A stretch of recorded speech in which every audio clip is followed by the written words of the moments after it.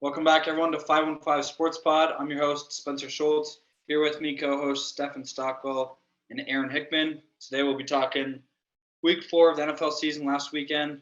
Also be looking ahead to Week 5, discussing a little baseball in the process. So we'll lead off with Jets-Steelers. Aaron's Jets come back and beat the Steelers at Acrisure in Week 4. That sounds so weird to say still, but continue. Yeah, it's horrible. It's kind of like the Bengals is, what is it, Paycor? Yeah. Instead of Paul Warren. Yeah. Mm-hmm. All right, Aaron, what do you want to say? Well, okay, because I'm gracious, I'm going to start by saying that Kenny Pickett definitely gave the Steelers a spark. I think he looked as good as you could hope for a rookie getting thrown into his first NFL game in the second half, didn't even start the game. He did have 3 picks. I think you could only really argue that one of them was kind of on him. And he just obviously got that team to rally around him in a way that Trubisky never did, not even close. And I think he should have been the starter a couple games ago, honestly. But yeah, I think Pickett just looked at as good as you could hope as a Steelers fan, considering he only played 2 quarters. But for the next item, how about those Jets, huh?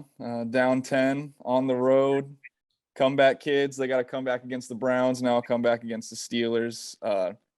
Zach's first game back from the meniscus surgery. He hadn't played a regular season snap in however many months it's been. You can say what you want about how he started the game, but in that fourth quarter, he was special, okay? There's no way around it. I know you guys think Zach Wilson is bad. You've said it before. He was scrambling for his life behind a makeshift O-line.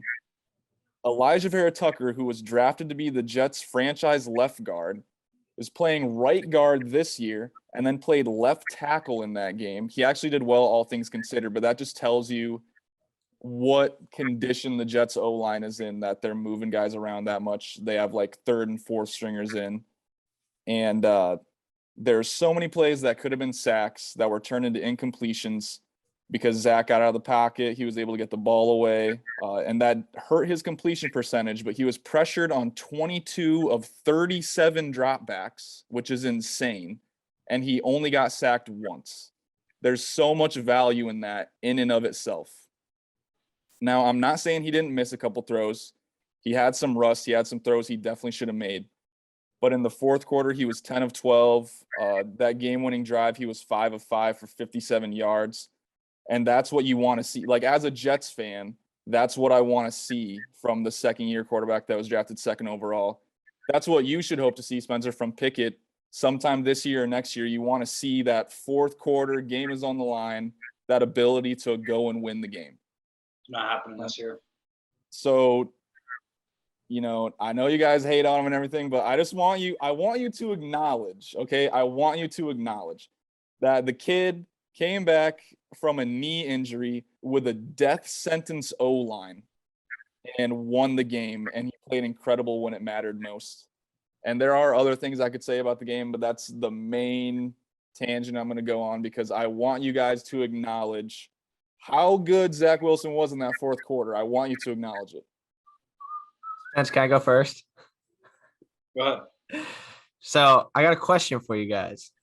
So there was this other quarterback who was a first-round draft pick in year 2, who was awful for 3 quarters and then was electric in the fourth. You want to know what his name was? Tim Tebow.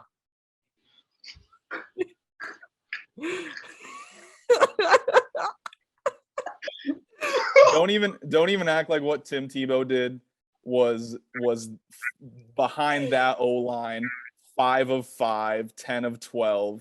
Hey, He had one postseason moment. Okay, he had one postseason moment.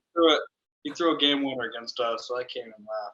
It was one throw to Demaryius Thomas. It was not some clinical drive. Okay. What I'm saying is quarterbacks can be, just because you have an electric fourth quarter does not make you a good quarterback. I still think he's bummed.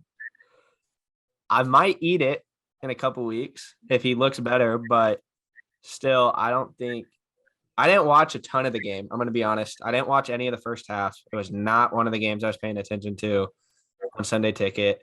Pickett went into the game, and then I started watching. And obviously, I'll touch on Pickett here in a second, but Zach didn't really impress me. Whenever I did watch, I mean, I thought it was a lot of like that last drive. There wasn't really any great memorable throws. I think it was a lot of wide open receivers that was more breakdowns than on the Steelers side than on Zach's side. And then it just nothing was like super impressive. I mean, they took the ball out of his hands and gave it to Brees when they needed a touchdown. So because they needed a yard. hey, are they taking the ball out of Mahomes' hands at the one? They hand it off at the one all the time. Come on. With 10 seconds to go in the game? With 10 seconds to go in the game. I'll say it looks like Brees has finally taken it looks like Michael Carter's kind of finally passing the torch in that week 4. Brees is he's slowly getting more and more touches and out snapping Carter. I'd say the only thing that impressed me with Wilson was his mobility. He did evade several sacks in the backfield, which I will admit Joe Flacco would have been leveled. Beyond that, yeah, he's nothing special. I mean, the only thing I ever think he'll be special at is, I think we all know. That's neither here nor there. It's like Steelers being known for dancing on the sideline. Steelers defense, I thought was disappointing there at the end. Secondary banged up, but still no excuses.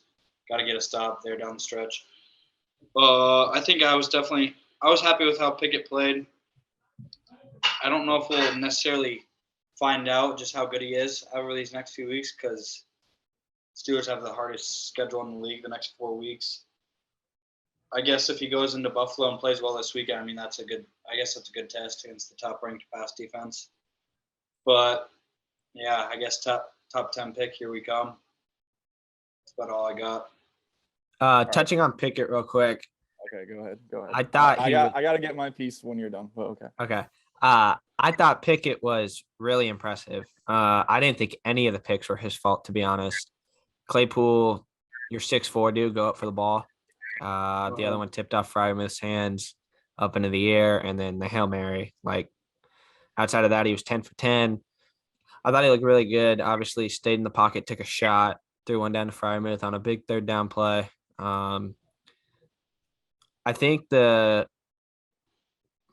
obviously throughout training camp, you heard all about George Pickens too. And I think that putting Pickett in helps him, which in turn helps the Steelers offense because obviously that was his best game as a rookie. I think he had 6 catches for 102 yards and most of that came in the second half with Pickett. So I think that helps the Steelers offense. And yeah, like you said, they have the really, really tough next 4 weeks. I mean, he's got to worry about the Bills defense, the Bucs defense, the Eagles defense, and then the Dolphins are a good team. I'm not super worried about their defense and what he's going to do versus them. But I mean, if he just looks like average against those 3 in the first 4 games, I'll be really impressed because you couldn't ask for a tougher start as a rookie quarterback than those 3 teams in the next 4 weeks. All right. So before we move on, because I know you're partially joking, but this is why I'm offended by what you said about Tim Tebow.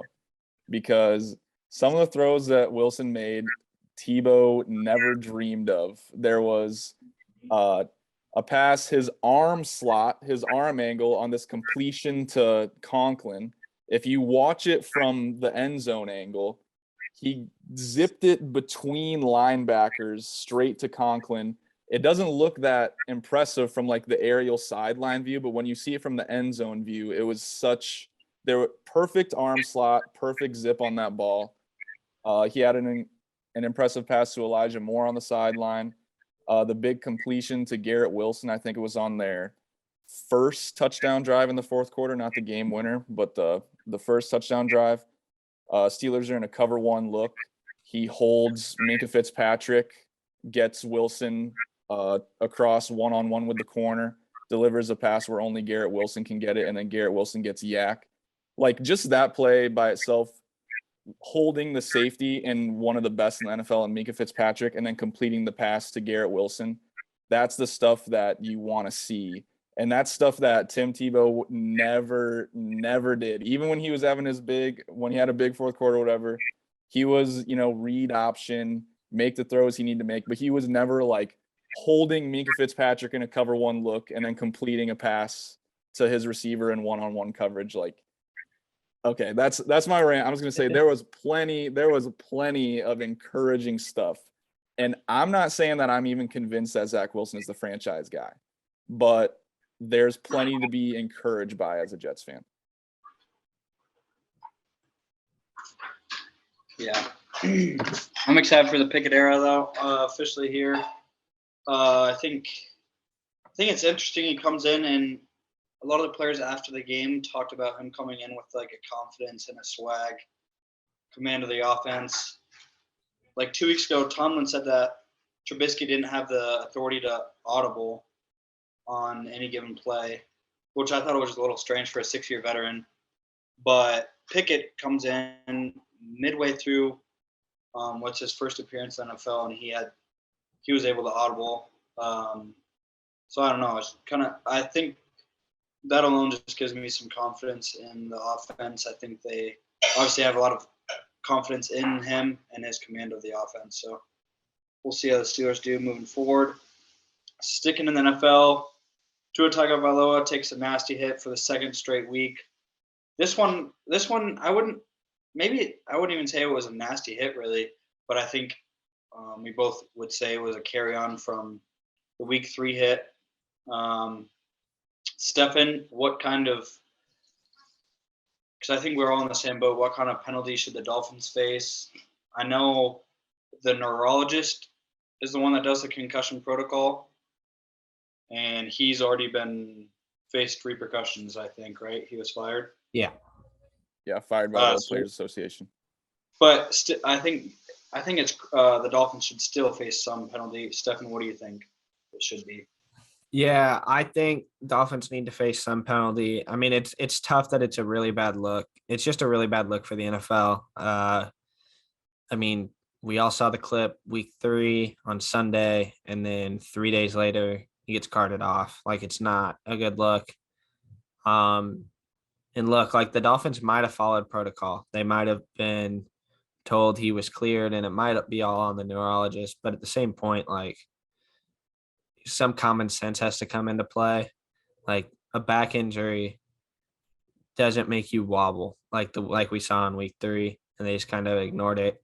So a penalty, I think there should be a loss of a draft pick, a really big fine. But I think it should be a loss of a draft pick because they put their so-called franchise quarterback, whether he turns out to be the franchise guy or not. Right now, he is the franchise guy. They put him in harm's way where, like, his career could have ended that night. I mean, we all saw the fingers. It was really scary. I know, Spence, we were talking about it in our fantasy group chat. Reminded you of Ryan Shazier. Just, like, not a good look. And so it was really scary. Sucks for Tua, because he was actually having a pretty good season coming into the game. But I feel like the Dolphins kind of did it to themselves, so they should be punished. Yeah, it was definitely one of the most horrifying things I've ever seen on a football field.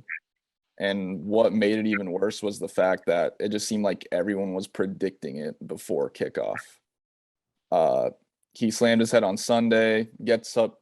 And, I mean, they tried, like you said, Stephen, they tried to play it off as a back injury. But before he stumbled, he's literally, like, holding his head like this.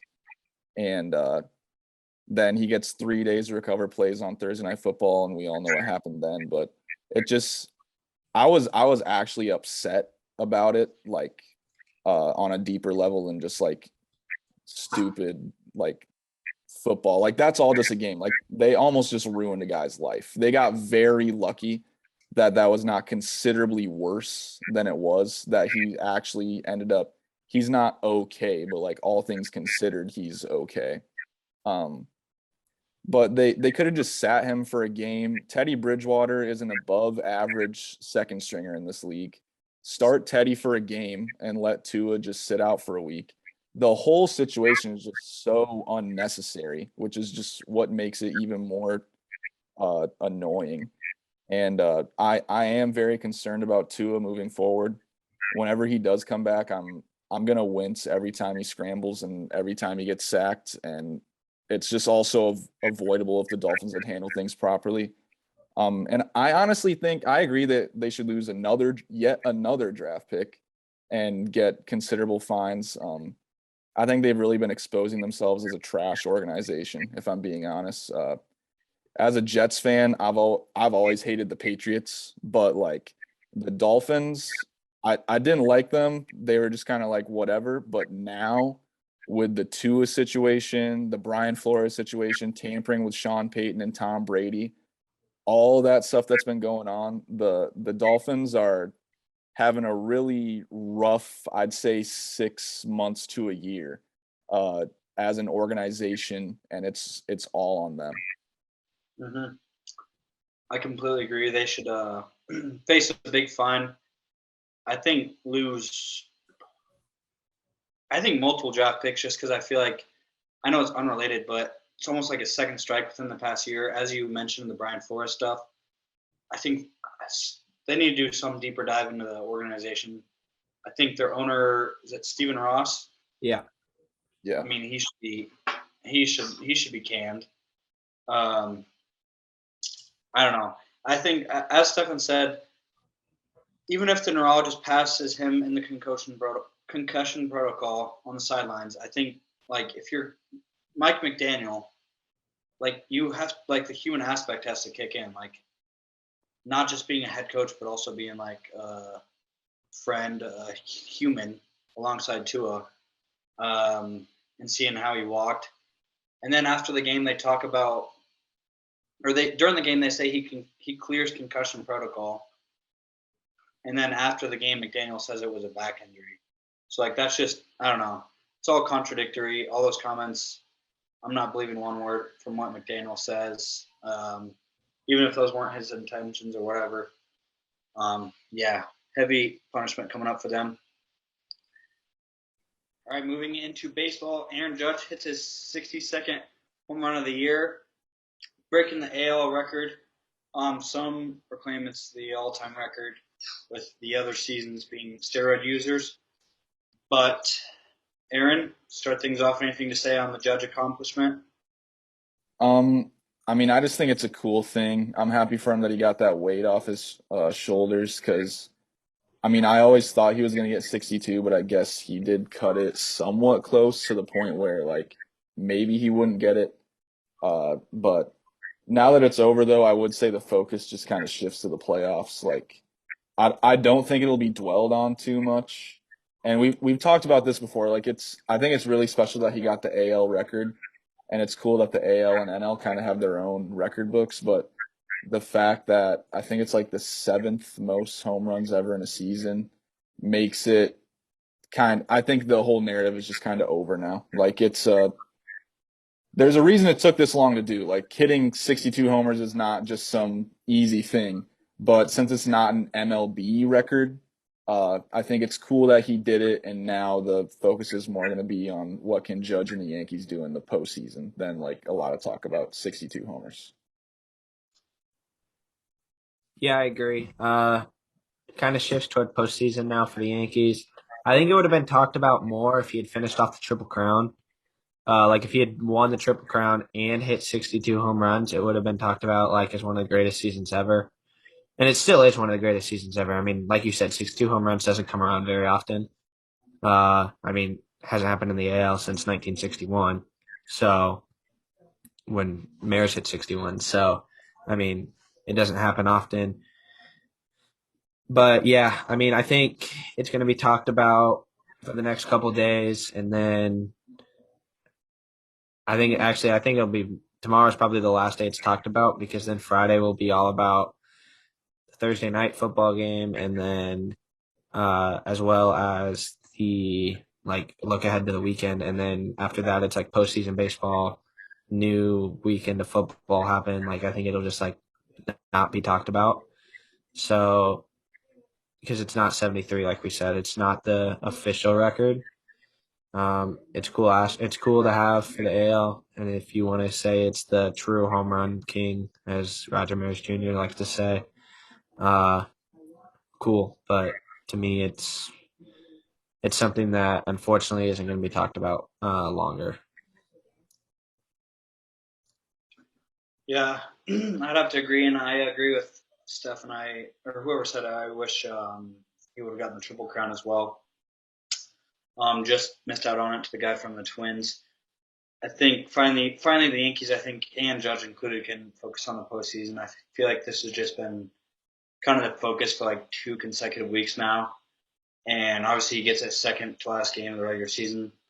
Um, now they get 99 wins. Hopefully win the last one to get 100. But yeah, now it's just time for him to rest, clear things up mentally.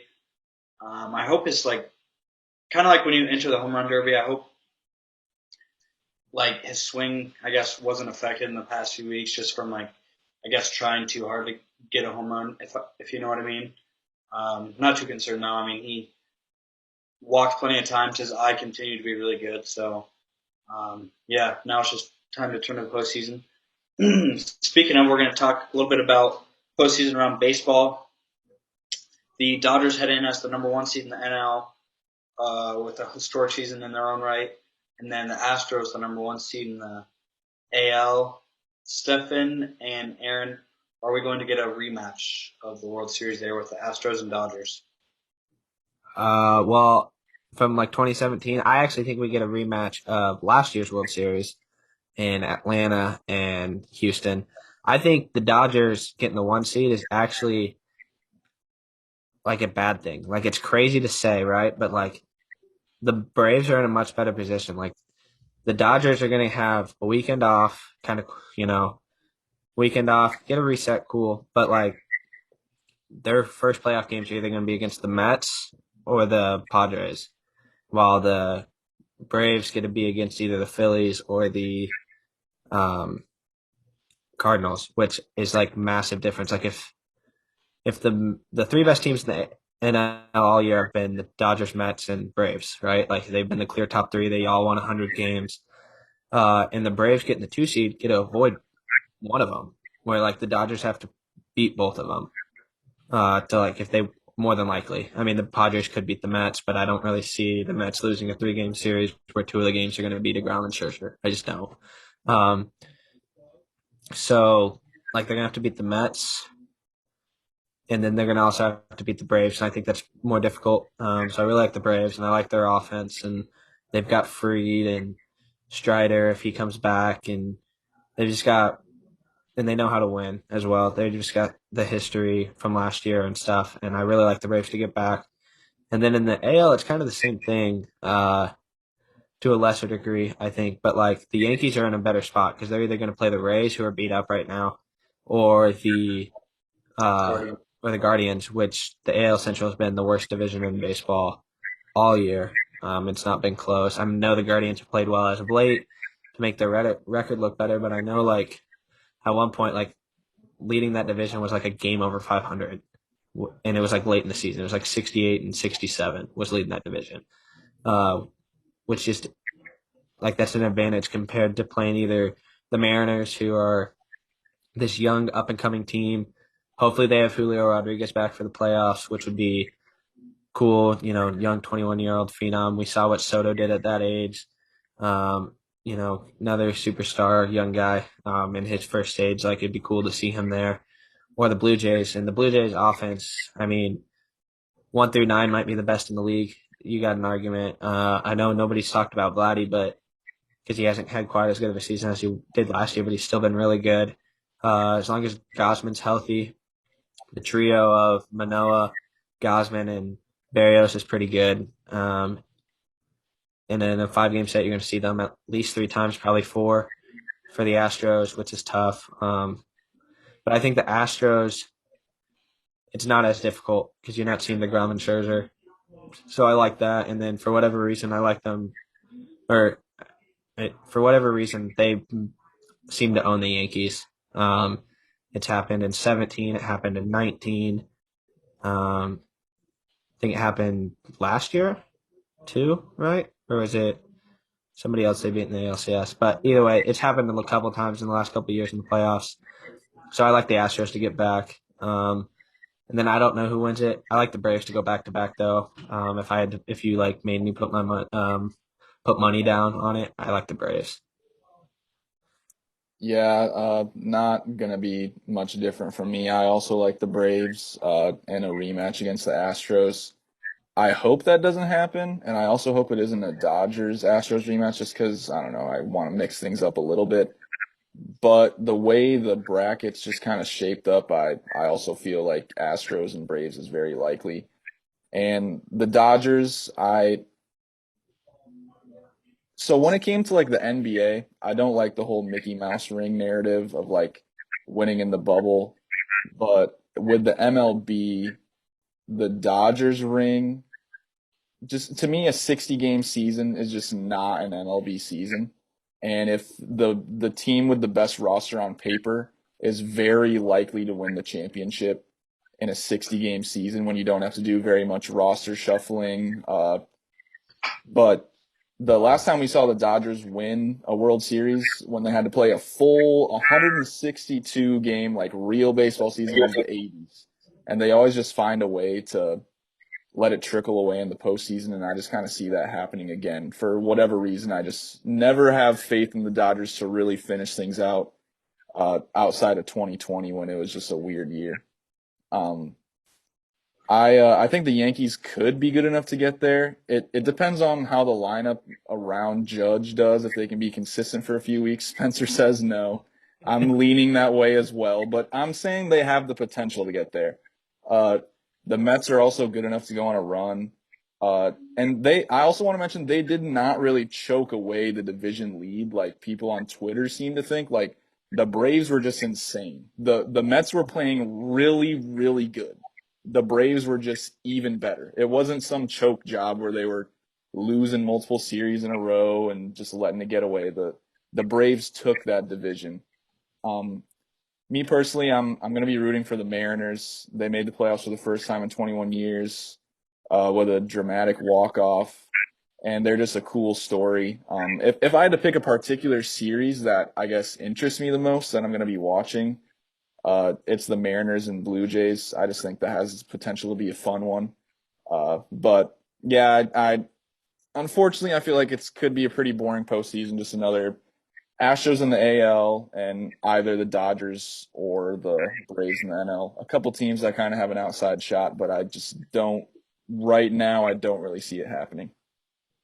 Spence, before you go, I want to touch on that topic or what he said where the Mets didn't choke. Since June 1st, the Mets won at a 95-game pace, which makes the playoffs. The Braves just won at a 114-game pace, which is all-time great. So 100% the Mets still are good enough to get there.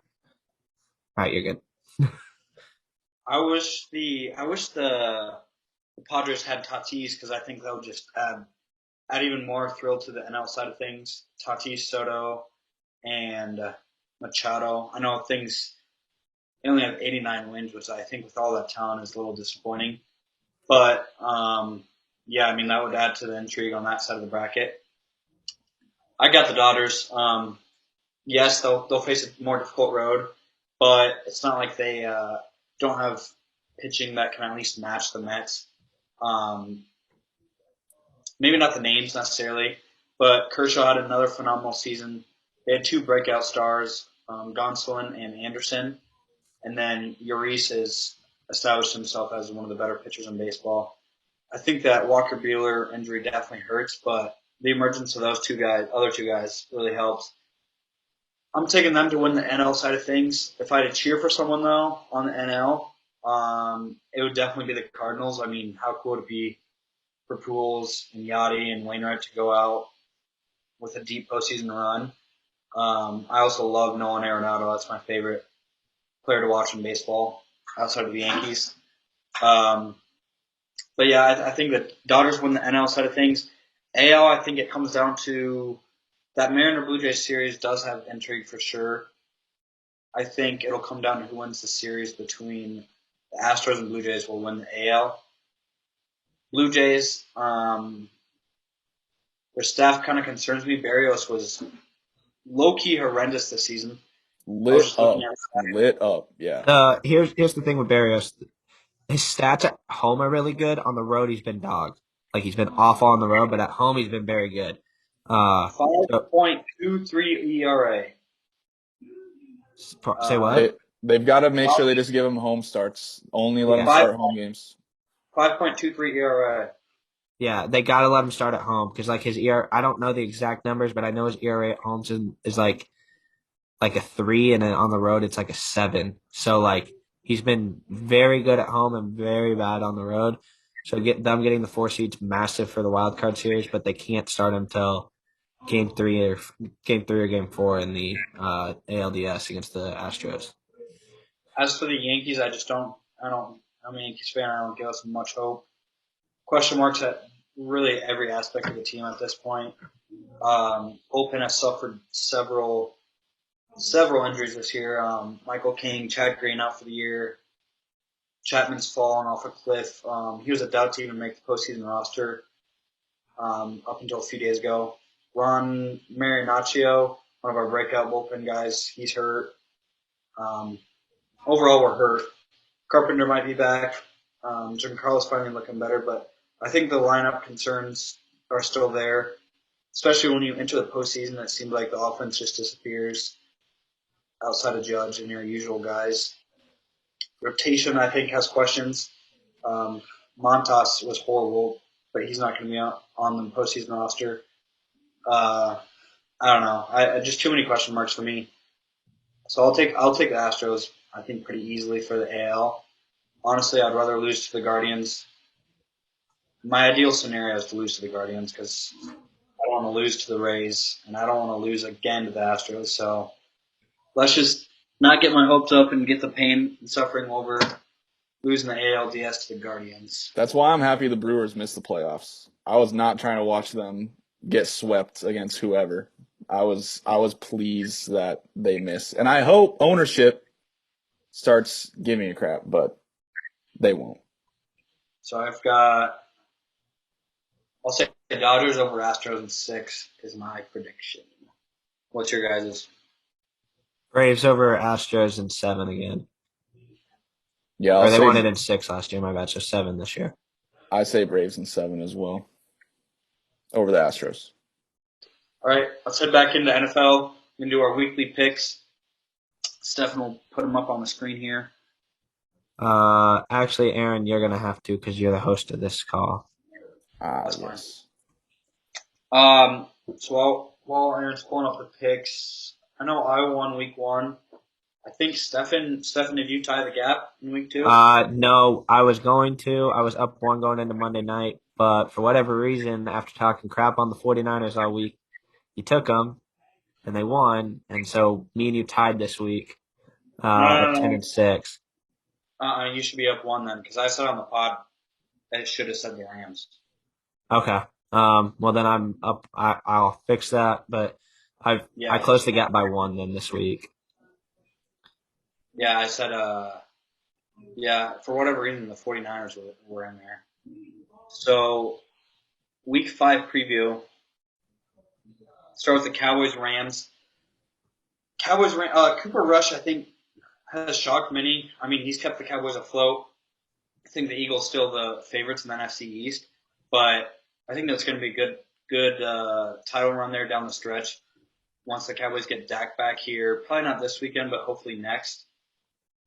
Cowboys-Rams. Stefan, do you give the Cowboys any hope in this one?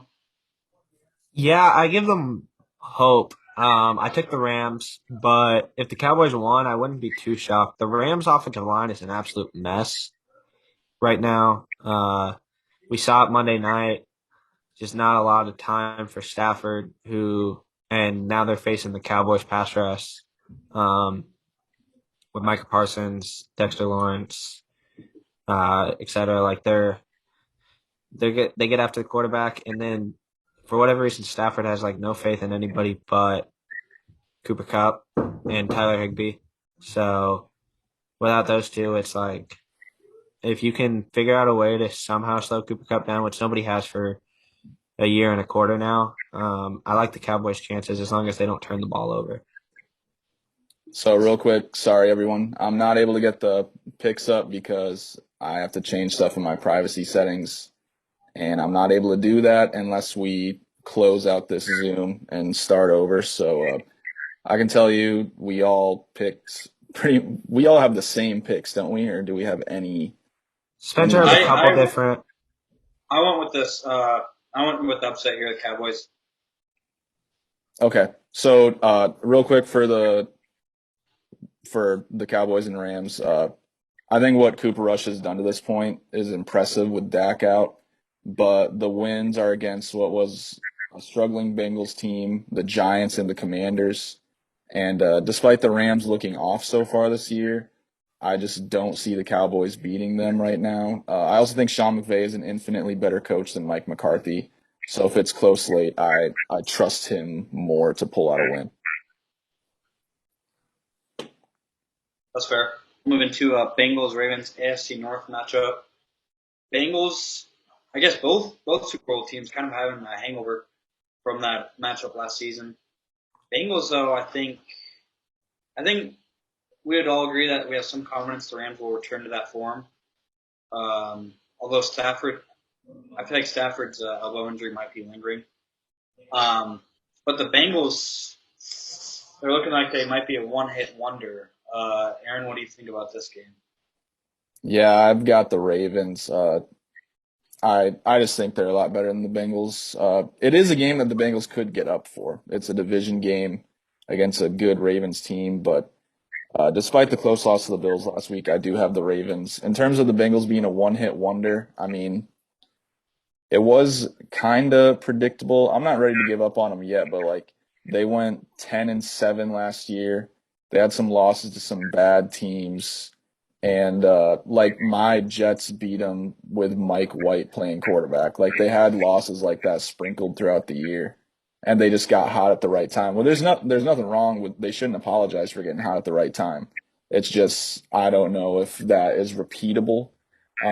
They have a lot of issues. I mean Burrow, they revamped their O line, and I believe Burrow has still been the most sacked quarterback this season.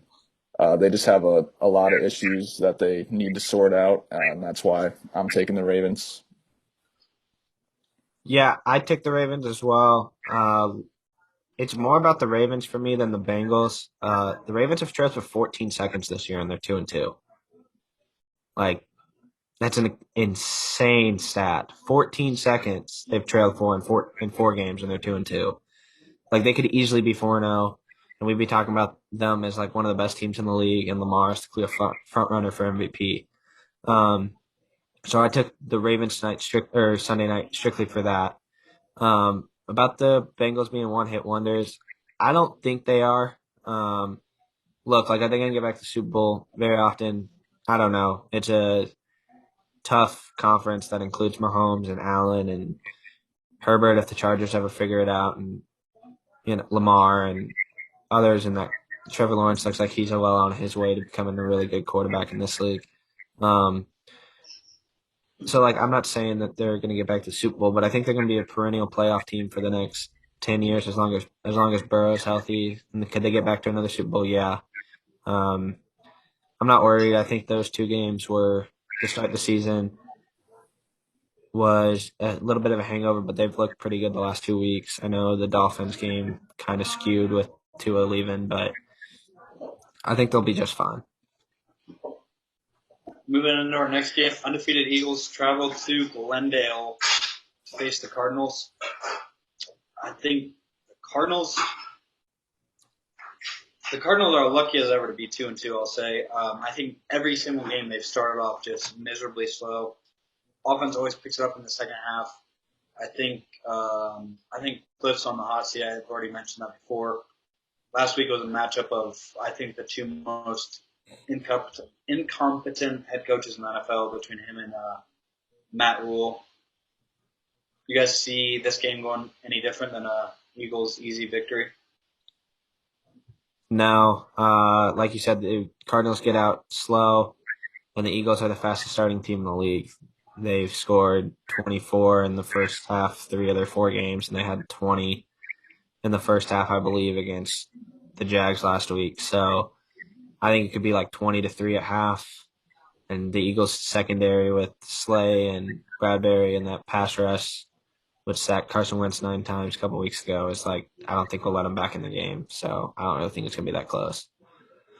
Yeah, I agree. If the Cardinals get out to another slow start, it's going to get ugly quick. The Cardinals are actually 2-0 on the road and 0-2 at home. And I think that trend continues with how good the Eagles are and how crappy the Cardinals have played at home for whatever reason. I think the Eagles are just firing on all cylinders, and the Cardinals definitely are not. Yeah, I think the Cardinals, I mean, they face the Chiefs, Rams, and now Eagles at home. It's a tough home slate to begin the season. One quick question. I've seen a lot on Twitter from people, who watch film. Former players, Shady McCoy mentioned it last week, although I think it was more, I don't know, defending his boy Mahomes. Uh, People saying Kyler Murray is a terrible quarterback. Terrible is probably a little too harsh, but is he?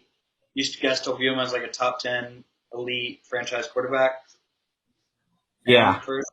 Oh, shoot, my bad. Yeah, I can go. Okay. Oh, I mean, I think he's fringe top 10. I don't know if I have him top 10 right now. He has like he has everything in his arsenal to be a top 10 quarterback in the NFL. I think he's kind of been figured out a little bit. Except size. Okay, yes, except size, but that doesn't matter as much in today's NFL. This ain't You're the. saying size? You're saying size doesn't always matter? That is what I'm saying. That is what I'm saying. This is gonna be the new name of the pod. Size doesn't matter pod. Uh, but no, he's obviously very talented. I don't think Kingsbury does him any favors. I think there's a lot going on behind closed doors, honestly, with Kingsbury. A lot of disagreement. I won't be surprised if he's gone after this year. I don't know if they'll fire him midseason. It kind of depends on how the next however many games go for them. But yeah, he's fringe top 10. Really should be top 10. I'm not giving up on him until we see what he does under another head coach. I think he's just kind of going through the symptoms of being a young quarterback that's kind of been figured out by the NFL, and what is he going to do to respond to that? Because he's still really good he can extend plays for like 30 seconds. Like, it reminds me of another guy who is short. Reminds me of young Russell Wilson in those early Legion of Boom days when you just could not sack Russell Wilson back then. And Kyler Murray has a lot of that in his game. So if you have the arm that he has and the mobility that he has, it comes down to coaching, honestly, for how good the team around you can be. And I think Kingsbury is failing the first and foremost Murray and just the entire team as a coach. So Yes. Next question. Sorry, I'll put in a little input. I think it goes Kingsbury deserves a heavy blame, and then their front office, too. Their past 3 drafts are horrible. And then they just released Andy Isabella, who they drafted over DK Metcalf in the second round a few years ago. But yeah, me and Stephen talked about it. As long as Kyler as long as he's young and has that mobility in his game, he'll always be a huge threat. I think kind of like a Michael Vick, like once that starts to deteriorate, he won't be a starter anymore.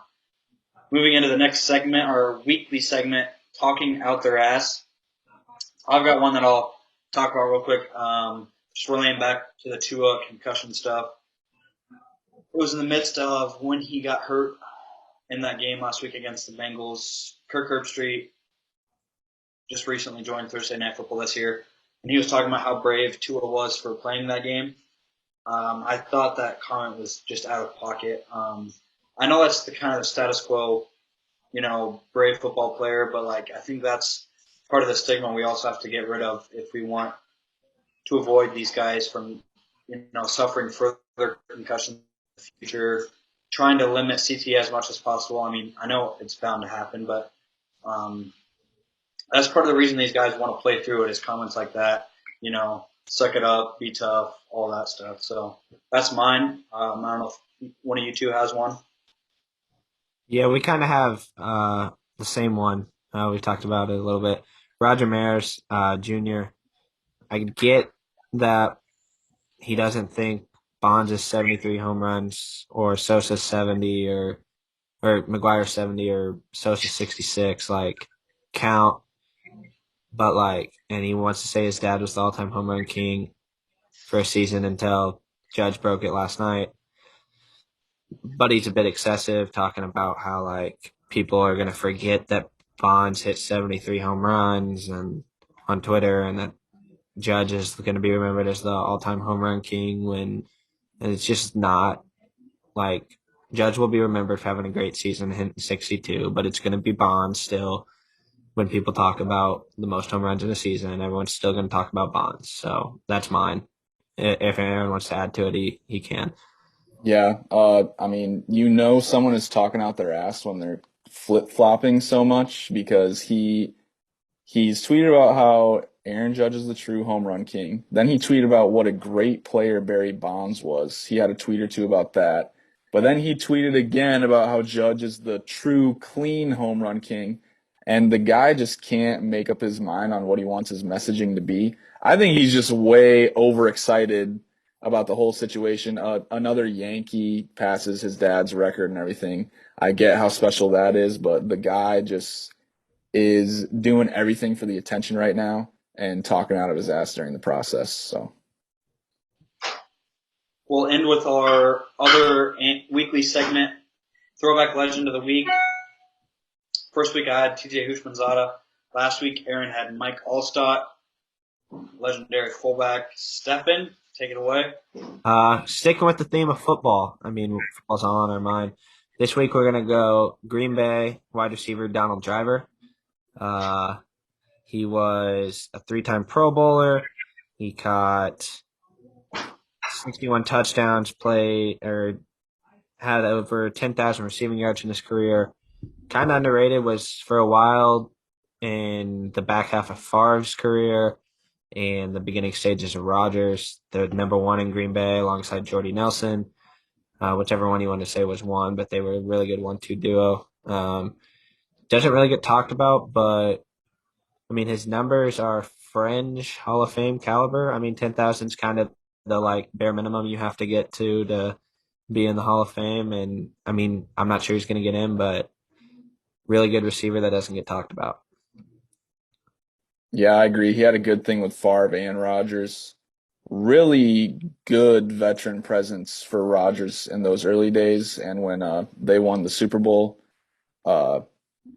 He was never one of the best receivers in the NFL. He never had any really insane pop off the page kind of seasons, but he was just a model of consistency. And sometimes all you got to do to be a throwback legend is just be a model of consistency, and that's exactly what Donald Driver was. Yeah, I'd say Donald's a perfect nostalgic name. I think I have a really comparable name to him, who he reminds me of, former Steeler Hines Ward. I don't know why, but those two just remind me of each other. Both bald, both just always smiling through their face masks. Both tough nosed, As Aaron mentioned, never one of the Ward was the same. Never really one of the best receivers in the league, but you always want him on your team. Two guys that are probably in the Hall of very good. But yeah, Donald Driver, great receiver. I'll be meeting him here in a few weeks. His son actually plays corner for Penn State now. So two of Penn State's corners are Joey Porter and Donald Driver's sons. So back-to-back nostalgic names there. All right, that'll do it for this week's episode of 515 Sports Pod. Be sure to follow us on Twitter at the 515 Sports Pod. I'm Spencer Schultz with our co-hosts Stefan Stockel and Aaron Hickman. We will see you next week.